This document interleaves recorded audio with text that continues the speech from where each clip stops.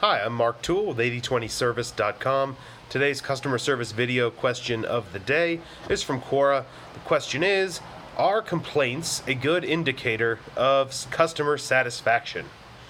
Okay, I actually like the way the person who asked this question is thinking. I'm the first person to answer this, so we can skip the section where I point out why all the other answers are wrong. There aren't any other answers yet. You're only going to have this one, the right answer. I like the way this person's thinking because they're not.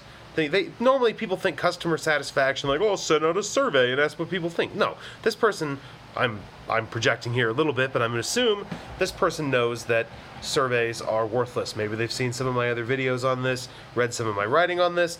Maybe they just understand on their own that survey results are not very useful. Anybody who you'd actually be interested in the answers from probably has better things to do with their time than to fill out a survey.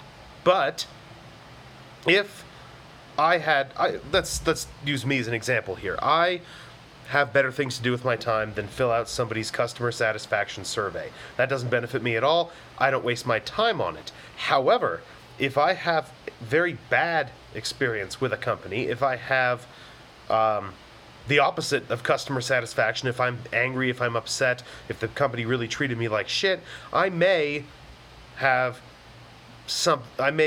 will certainly contact them about it to get the thing fixed. They may construe that as a complaint, and by tracking those complaints, you see the customers who are not satisfied with your product. They'll never fill out a survey. Even if I'm upset, I probably won't fill out a survey because that's boring and I don't feel like doing that. But I will complain if there's enough of a problem. A lot of people will. So that is a good piece of information to look at. But the caution here, and the problem a lot of people make, whether it's with a survey or whether it's with something like this that's a little more intelligent, looking at complaints, is they forget to look at the other side of the equation. All the people who didn't fill out the survey, or in this case, all the people who didn't complain.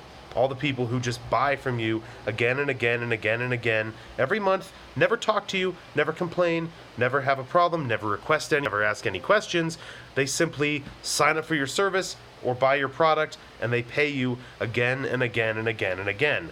Unless you have a reason to think otherwise, like a complaint, these people should be assumed to be satisfied customers and should be weighed accordingly against the dissatisfied customers that you're measuring by complaints.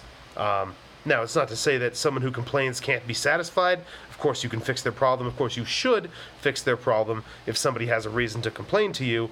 But if you're doing things right, the majority of your customers should not have to contact you at all about anything, especially in a modern online business. If you're running a lemonade stand or something, that's different.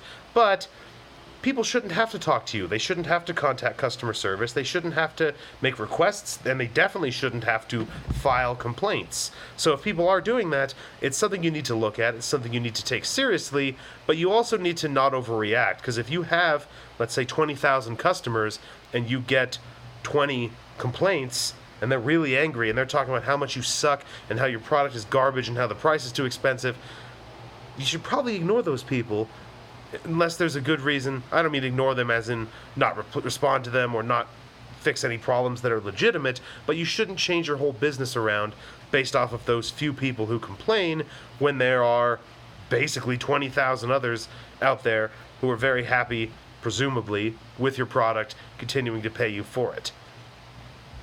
And that's my answer to the question. There's really not too much more than that to say on this, so I'm going to wrap this video up here.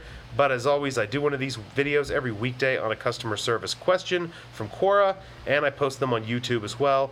So depending where you're watching, like, thumbs up, follow, subscribe, all that stuff. I write regularly on business and customer service topics, both on Quora in response to questions there, and on the website 8020service.com, which I also have a daily email list, a couple of guides that I put out to help people get this stuff right. So go there, check that stuff out, get on the list. Otherwise, I'll wrap this up here, and as always, remember, come back for more videos.